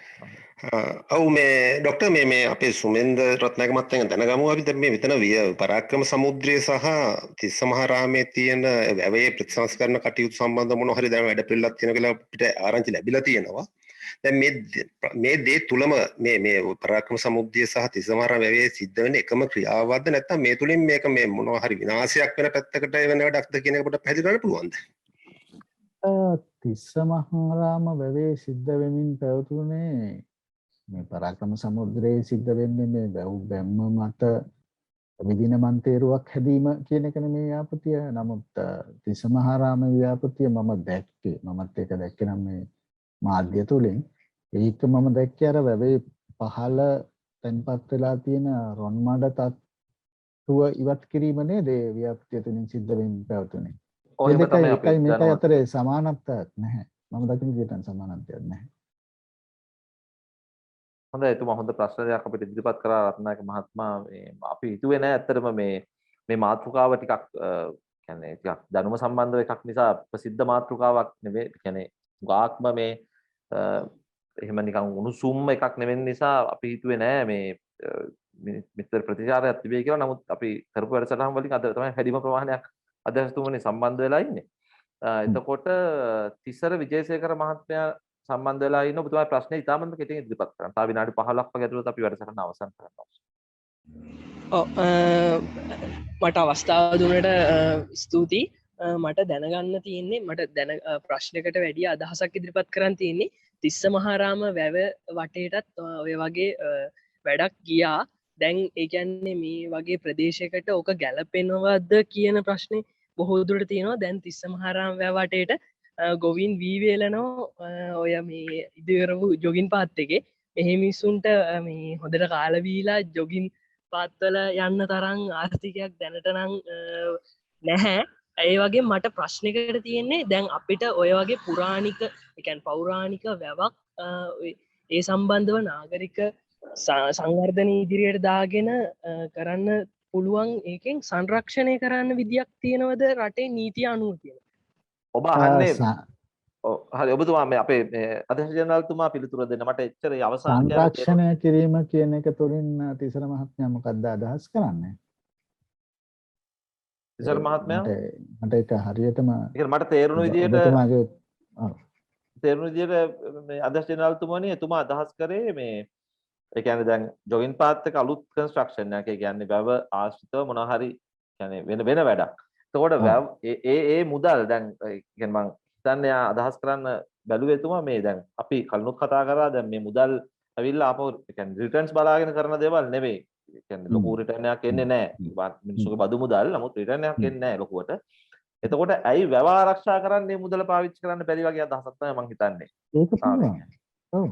ඒක යෝජනාවක්. ආරක්ෂණ සම්බායක පාවිච්චි කරන්න පුළුවන්. හැබැයි ටික ඒක ගැන ව්‍යාපෘති කිරීම පිළිබඳව තීන්දුව ගන්න පිරිස් විසින් ඒක තීරණය කරන්න ඕනේ. ඒක තමයි අපි සාකච්ඡා කරන්නේ දිගින් ඔබතුමාට ප්‍රශ්න එනවා පොලිසි කියන තැනදී ගන්න තීන්දුවනේ වැදගත් වෙන්නේ. ඒ තීන්දුව ගන්න පිරිස් තමයි ඒක කොයි රටේ ආර්ථික තත්ත්වය මොකක්ද මේ මොහොතේ අපිට ව්‍යාපෘති සඳහා මුදල් කොච්චර වැය කරන්න පුළුවන්ද? ඒ ව්‍යාපෘති වැය කරන්න පුළුවන් වඩාත්ම සුසු ව්‍යාපෘති මොනවාද කියන තීන්දුව කරන්න ඕනේ. පැහැදිලි. ව්‍යාපෘති සඳහා මුදල් වෙන් කරන පුද්ගලයෙක්. පැහැදිලි. අපිට ડોક્ટર ශම්මික ලියනගේ මහත්මයාව සම්බන්ධ කරලා දෙන්න. එතුමා අත උස්සලා තියෙනවා. ඔබතුමා කතා කරන්න ડોક્ટર. බොහොම හොඳ වැඩසටහනක්. මම ඇත්තටම වෛද්‍යවරයෙක් නෙවෙයි විශ්වවිද්‍යාල ආචාර්යවරයෙක්. ප්‍රතිපත්ති දෙපාර්තමේන්තුව නියෝජනය කරන රුහුණ විශ්වවිද්‍යාලයේ මම තමයි අර ජාතික භෞතික සැලැස්ම ගැන යෝජනාව ගෙනාවේ. පළවෙනි ප්‍රශ්නය මේ අධ්‍යක්ෂ ජනරල්තුමා විශේෂයෙන්ම පොළොන්නරු දිස්ත්‍රික්කයේ UDA ප්ලෑන් එක අපි ස්ටඩි කරද්දී රෝස පැහැයෙන් ඔය පරාක්‍රම සමුද්‍රයේ අවට ප්‍රදේශයක් මාක් වෙනවා මේ ටුවරිසම් සෝන් එකක් විදිහට. ඒක මට ඔබතුමා කිව්ව කාරණයක් එක්ක කන්ට්‍රඩික්ට් වෙනවා. මොකද මේ ප්ලෑන් එකේදී ඒක මෙන්ෂන් වෙන්නේ දැන් මේ රළපනාව ආශ්‍රිත තියෙන ප්‍රදේශීය සංචාරක කලාපයට දැන් ඒක වැවත් මාක් වෙනවා. එතකොට මේ ප්‍රදේශයමද මේ මාකින් එක වෙන්නේ කියන එක ගැන මට අදහසක් ගැනීම අවශ්‍යයි. එක දෙවෙනි කාරණය පොළොන්නරු දිස්ත්‍රික්කය තුළ මේ ඇතිවන ඩිවලොප්මන්ට් විශේෂයෙන්ම දැන් ඔය ටුවරිසම් ඉන්ෆර්මේෂන් සෙන්ටර් ඔය කෞතුකාගාරය වගේම ඔය ඊට වඩා තව ප්‍රොඩක්ටිව් විදියට පාවිච්චි කරන්න පුළුවන් ඇවෙනියුස් තියෙනවා. විශේෂයෙන්ම දැනුම් මධ්‍යස්ථාන මේ විදිහට ඇයි මේ රජය පැත්තෙන් සහ ඊළඟට මේ විශාල මන්තිරු ප්‍රමාණයක් ඉදි වෙනවා. දැන් මේක මේ පොළොන්නරුවේ තියා කොළඹටවත් මම හිතන්නේ කියන්නේ යන වාහන ප්‍රමාණය ගණනය කරද්දී ඒ වාහන වලට වඩා මිනිස්සු අර කිව්වා වගේ වී වේලන එක තමයි දැන් ගොඩක් කරන්නේ. මම කියන්නේ මේක අනාගත පුරෝගතනයක් අරගෙන කරාද නැත්නම් පොළොන්න පරක් ඒක එක කාරණයක්. තුන පරාක්‍රම සමුද්‍රයෙන් එන ඉසෙඩ්ඩී ඇල සහ ඔය වැලිකන්ද ප්‍රදේශයේ සිට සේරුවිල දක්වා යන ප්‍රදේශවල ඉසෙඩ්ඩී ඇල ප්‍රදේශයේ සමස්ත ඉඩම් ප්‍රමාණය ඒ සමස්ත ඉඩම් ඔක්කොම අරගෙන තියෙන්නේ පෞද්ගලික ආයෝජකයන් විසින්. දැන් එක පැත්තකින් තියෙන ප්‍රශ්නය මේ ගොවි ජනතාවට සෑහෙන වතුර ප්‍රශ්නයක් වැලිකන්ද ප්‍රදේශයේ ඇති වෙනවා. එක පැත්තකින් වැලි ජාවාරම සරුවටම යන පැත්තක්. එතකොට මේ ලෑන්ඩ් ඇක්විසිෂන් එකෙන් ඇත්තටම මේ ලෑන්ඩ් ග්‍රැබින් සහ ඔය බෙල්ට් එක පැත්තට සේරුවාවිල යනවා. දැන් මේ පාරත් දිගටම සේරුවාවිල සෝමාවතිය පාරත් ඩිවලොප් වෙලා එනවා. එතකොට සාම්පූර් බලාගාරය ඊළඟට එන එහා පැත්තෙන් එන මේ සාම්බලතිව් කලපු ඒක අනිත් පැත්තට යන්නේ මේ විශේෂම සාම්පූර්ණ විදුලි බලාගාරය සහ බල ශක්ති නිර්මාණය කරන්න එන තියෙන උත්සාහය මේ දිගටම යන්නේ එකම ප්ලෑන් එකක්ද ඒ කියන්නේ ඒ කාරණයක් එක්ක භෞතික සැලැස්ම විද්‍යාත්මකව කියවීම අතිශය වැදගත් වෙනවා මම විශ්වවිද්‍යාල ආචාර්යවරයෙක් වශයෙන් මම මේ ෆෝරම් එකේ දිගටම අපේ ස්ටුඩන්ට්ස්ත් එකතු කරගන්න කැමතියි. ඇත්තට මේ ගැන මේ අවධානය යොමු වෙන්න කියලා කල්පනා අනිත් එක ඊස්ටර්න් ගේට් එක. මම කියන්නේ ඊස්ටර්න් ගේට් ප්‍රොජෙක්ට් එක වරායනගර ව්‍යාපෘතිය. ඉතින් ඒකත් එක්ක මේ කොහොමද මේ ඔක්කොම නෙට්වර්ක් වෙන්නේ? ඒ පල්ලෙහාටත් මේක දිගටම කතා කරන්න පුළුවන් වල්සපුකල සහ යාල දක්වාම යන ස්ට්‍රෙච් එක. මේ ගැන මේ ඇත්තටම අපිට මේ පැහැදිලි කිරීමක් සහ දීර්ඝ කතිකාවක අවශ්‍යතාවය තියෙනවා මට ඔය ප්‍රශ්න ටිකට මම දැන් ටිකක් ඔබතුමාගේ මේ කාල වේලාවත් ඒක කොහොමද දන්නේ මම ප්‍රශ්නට උත්තර ටිකක් බලාපොරොත්තු වෙන බොහොම ස්තුතියි අවස්ථාව ලබා දුන්නාට. ඔව් ડોක්ටර්. හොඳයි. ડોක්ටර් දැන් ඔය පොළොන්නරුවේ ටුවරිස්ට් සෝන් එක ගැන කතා කරන එක ගැන අපි මුලින්ම කතා කරමු. සාමාන්‍යයෙන් නාගරික සංවර්ධන අධිකාරිය සැලසුමක් හදන්නේ නාගරික කලාපයක් ලෙස ප්‍රකාශයට පත් කරපු ඒරියා පළාතකට විතරයි. මොකද නාගරික සංවර්ධන අධිකාරිය වපසරියට අයිත් වෙන්නේ ඒ කලාපය පමණයි.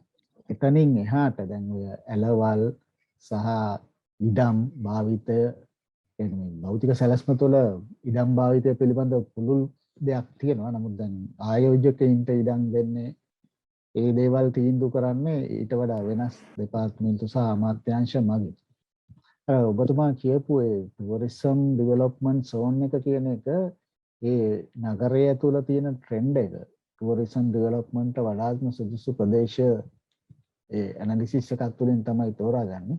හැබැයි ඒක තුළ මේ ජලතලය නම් සටහන් වෙලා තියෙන්න බෑ. නමුත් වැව සහ ඒ ආසන්න එතන පිටිපස්සෙන් තියෙන පූජා නගරය ඒ ආසන්නයේ දිගටම පවතින ඒ කලාපේන මේ බොහෝ මේ ටුවරිස්ට් හොටෙල්ස් එහෙම හැදෙන ප්‍රදේශය අන්න ඒ ප්‍රදේශය ටුවරිසම් ඩෙවලොප්මන්ට් සෝන් එක විදිහට හඳුනාගෙන තියෙනවා.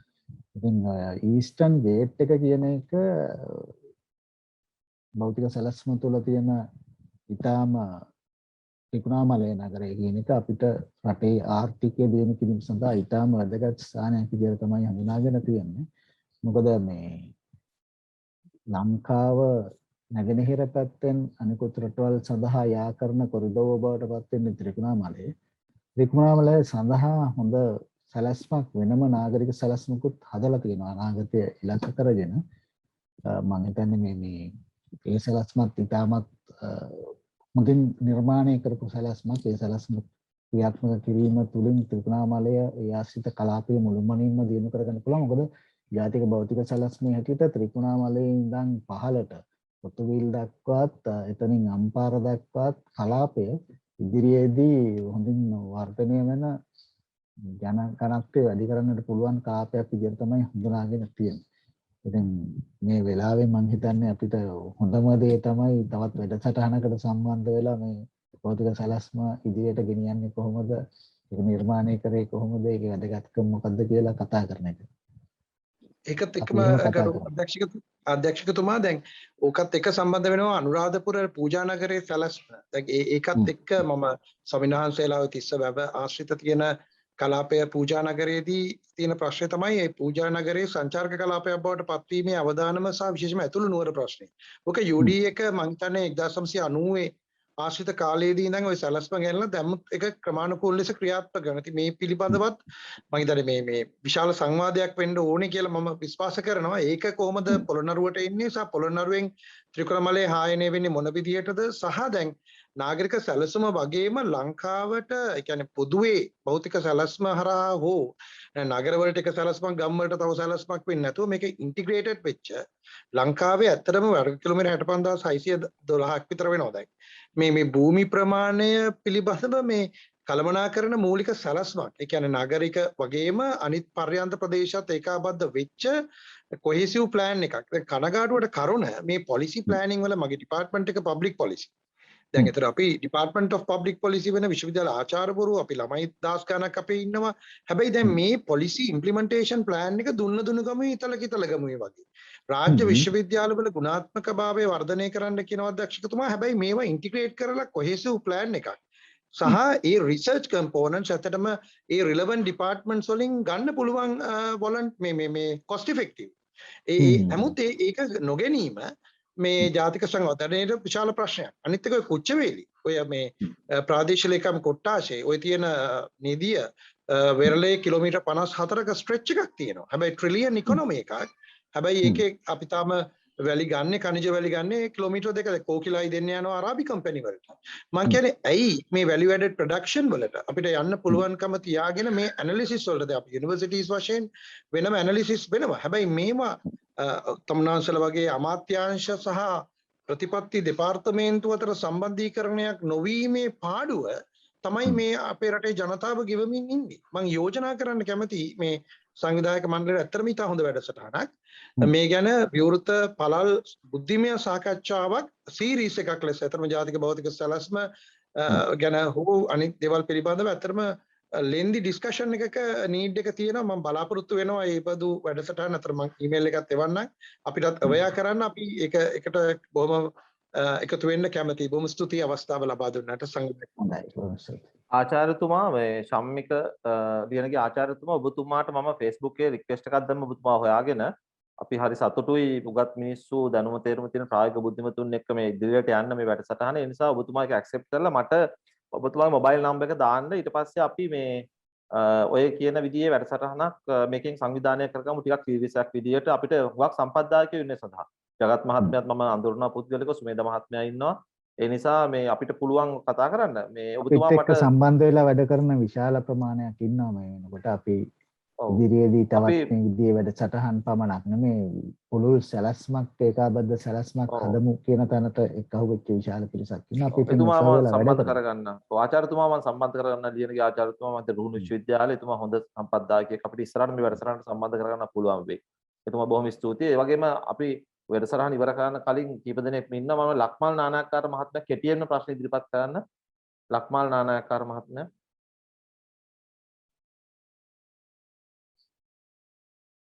ලක්මාල් නානායක්කාර මහත්මයා අන්මියුට් කරන්න මයික් එක ඔබතුමාගේ. ඒ පැත්තෙන්. හරි. දැන් ඇහෙනවද? ඔව් ඇහෙනවා. ඔබතුමා ප්‍රශ්න ඉදිරිපත් කරන්න.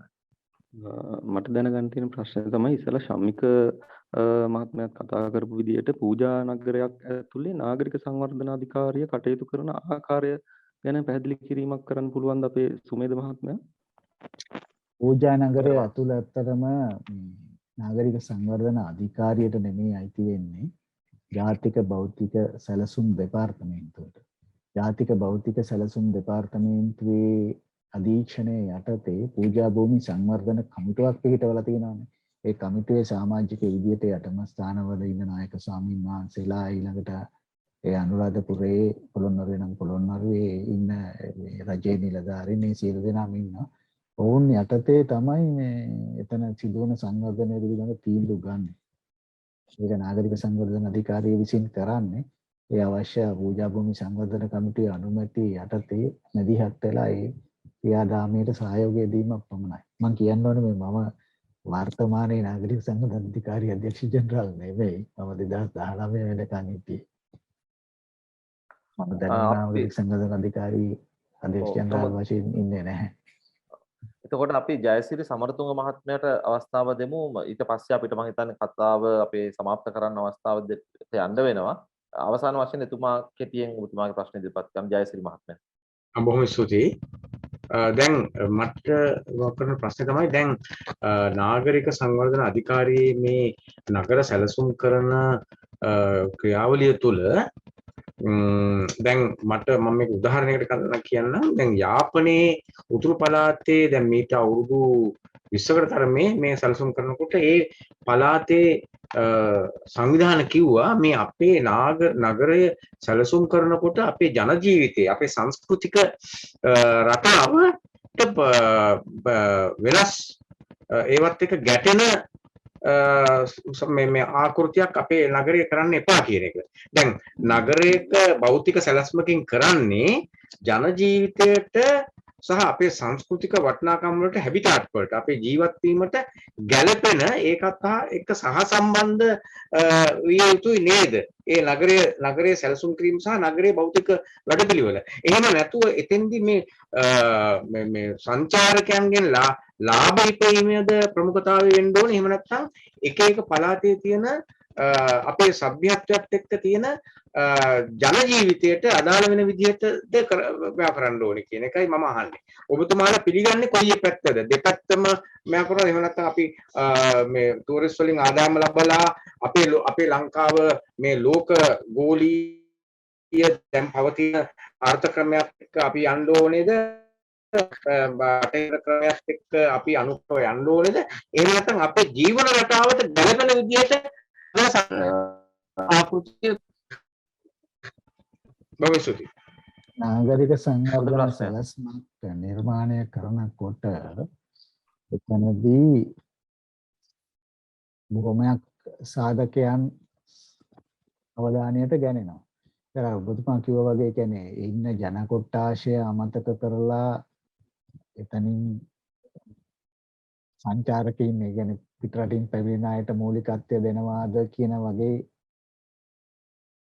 නිගමනයන් මත නෙමෙයි ඒක කෙරෙන්නේ. අනිවාර්යයෙන්ම ඒ පරිසරය තුළ තියෙන තත්ත්වයන්, ඒ දේශගුණ තත්ත්වයන්, ඒකේ භූ විෂමතාවයන්, ජනතාව දැන් පදිංචි වෙන්න පුළුවන් සුදුසුම තත්ත්වයන් ප්‍රිසර්ව් කරන්න ඕනේ මොනවද, ආරක්ෂා කරන්න ඕනේ මොනවද, ඒ සියලුම දේ සලකලා තමයි නාගරික සැලැස්මක් හදන්නේ. අනිත් එක නාගරික සැලැස්මක් හැදුවාම ඒක අනිවාර්යයෙන්ම ඒ ප්‍රදේශයේ ඉන්න ජනතාවගේ අධීක්ෂණය සඳහා ජනතාව අතර සංවාදයකට භාජනය කිරීම සඳහා යොමු කළ යුතුමයි. ඒක ඇක්ට් එකේ තියෙන එක. ඉතින් එතනින් එහාට ගිහිල්ලා ඒ සංවාදයට යොමු කරන්නේ නැතුව නාගරික සංවර්ධන අධිකාරියට සැලැස්මක් සම්මත කරන්න බෑ. ඒ නිසා ඔබතුමා කියන මේ ගැටලුව එතන පැන නගින්න විදියක් නැහැ. ඒක පැනලුවක් වලටපත් වෙනවා නම් පත් වෙන්නේ අර නීතිමය රාමුව තුළ ක්‍රියාත්මක වුණේ නැත්තම්. ඒත් මේ සංචාරක කලාපයන් වගේ හදන්නේ මේ නාගරික සැලැස්මක් මූලික ඉලක්කය මේ නගරය ආර්ථික හා සමාජීය කියන දෙපැත්තෙන්ම සංවර්ධනය කිරීමනේ. එතකොට නගරය තුළට එන සංචාරකයින්, නගරය තුළ අනිකුත් වෙළඳ අවශ්‍යතාවයන්, නගරය තුළ කම්හලිදි වෙන්නේ කොතනද? ඒ සියලුම දේවල් මේ සැලැස්ම තුළට ගොනු කරනවා. ඉතින් ඒක ප්‍රදේශීය ජනතාවගේ එකතාවය මත ඔවුන්ගේ ජීවනය යහපත් කිරීම සඳහා තමයි මූලික ඉලක්කය. ඒ පදනමක් තමයි සකස් වෙන්නේ. හොඳයි, අපි වැඩසටහනේ අවසානයට අවිල්ලා තිබෙන්නේ. මම ආරාධනා කරනවා අපේ අද රිසෝස් පර්සන් විදිහට සම්බන්ධ වුණු නාගරික සංවර්ධන අධිකාරිය හිටපු අධ්‍යක්ෂ ජෙනරාල් සුමේර රත්නායක මහත්මයාට විනාඩි 5ක් වගේ කාලයක් අරගෙන සංක්ෂිප්ත කරන්න කියලා ඔබතුමාගේ අදහස මේ මාතෘකාව සම්බන්ධව. හොඳයි.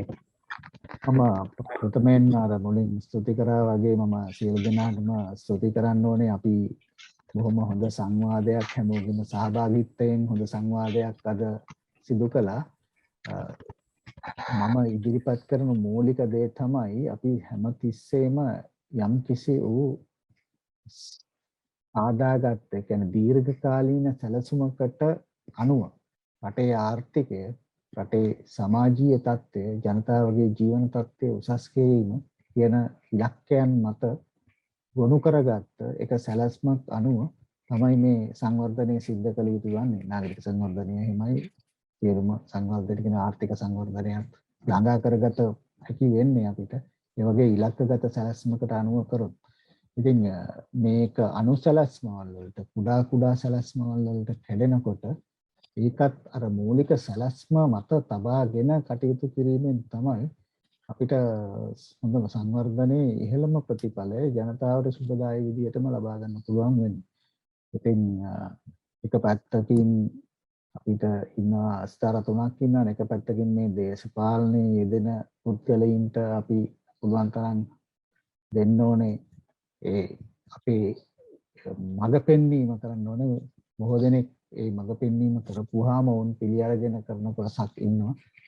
නමුත් අපි අත්දැකීමෙන් දන්නවා සමහර ඉන්නවා එහෙම පිළිගන්නේ නැතුව අර තමන් හිතන දේම කළ යුතුයි කියන තැන ඉන්න සමහර පුද්ගලයන් ඉන්නවා. මේ වගේ වෙලාවට තමයි මේ අවුල්සහගත තත්ත්වයන් නැති වෙන්නේ.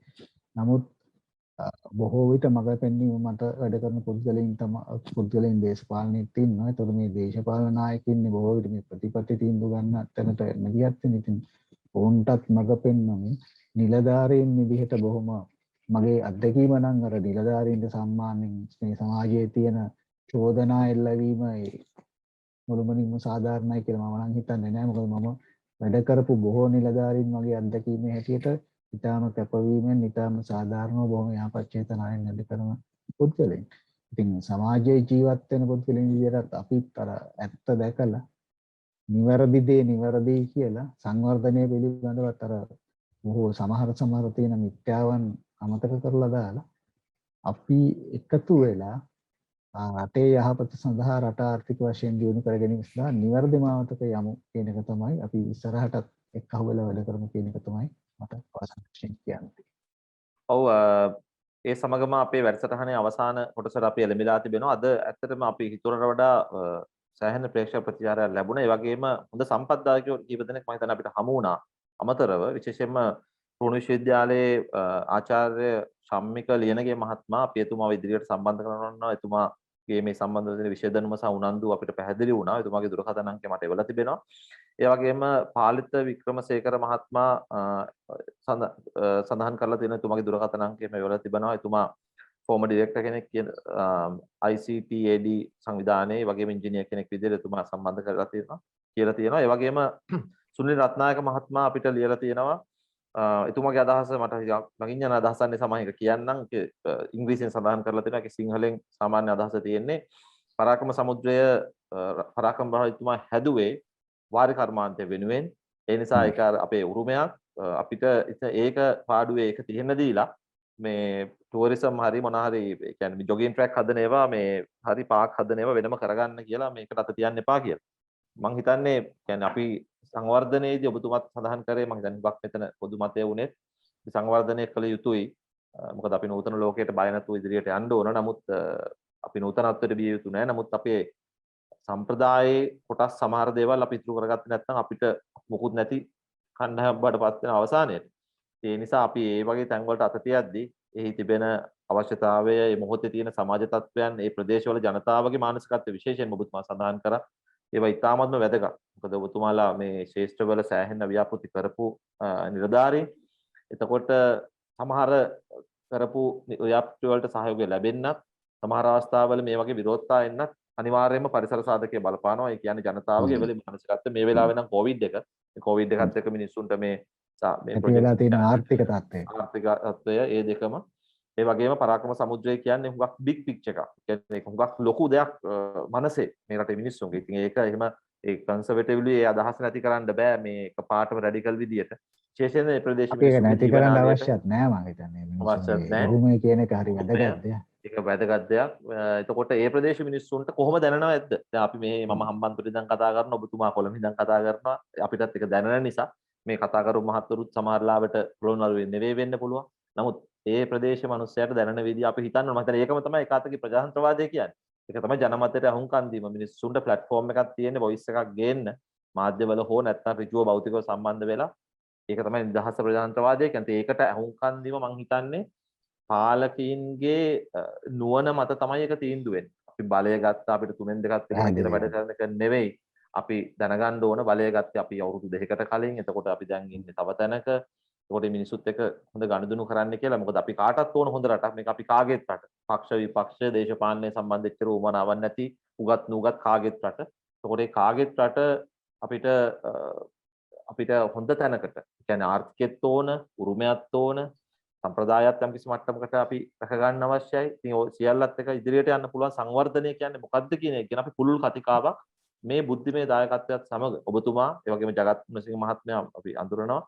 ඉතින් ඒ වගේම මේ සම්බන්ධ වුණු විශ්වවිද්‍යාලාචාර්යවරු ඒ වගේම හිටපු නිලධාරීන් කීප දෙනෙක් අපිට දැන් දුරකථන අංක එවලා තිබෙනවා. ඒ සියලුම මහත්වරු අපි සම්බන්ධ කරගෙන අර කිව්වා වගේ යම්කිසි දීර්ඝකාලීන මම හිතන්නේ කොහෙවත් දැනට ඒක වෙන්නේ නැහැ. ප්‍රසිද්ධ මාතෘකා තමයි මේ වෙනකොට ඉතින් මාධ්‍යවල නම් ප්‍රසිද්ධ මාධ්‍යවල විකිනෙන්නේ. එහෙමනම් අපි ගන්න ඕන අද වෙන මාතෘකා. නමුත් අපි ඉතින් දැනුම සහ ඇත්ත කියන දේ ඉදිරියට දාගෙන අපි බලමු සමාජයට යම්කිසි දෙයක් ඉතුරු කරන්න හෙට දවසේ. ඉතින් සියලු දෙනාටම ස්තුතිවන්ත වෙනවා සහභාගී වීම පිළිබඳව ඔබතුමන්ලගේ වටිනා කාලය වැය කරමින් ඒ වගේම විශේෂයෙන්ම අපේ අධ්‍යක්ෂ ජනරාල්තුමා හිටපු නාගරික සංවර්ධන අධිකාරියේ සුමේදා රත්නායක මහත්මයාට මම බොහෝමින් ස්තුතිවන්ත වෙනවා. ඒ වගේම දීර්ඝායුෂ ප්‍රාර්ථනා කරනවා. මේ කොවිඩ් සමයේ පරිස්සමෙන් ඉන්න කියලා අපිට වටිනා බුද්ධිමය සම්පතක් ඔතුමාගේ සේවය රටට තවත් ඉදිරියට අවශ්‍ය නිසා අවංක රාජ්‍ය නිලධාරියෙක් ලෙස. මම බොහොම ස්තුතියි. සුබ රාත්‍රියක් සිදු වෙනවා. සුබ රාත්‍රියක්. ආයුබෝවන්.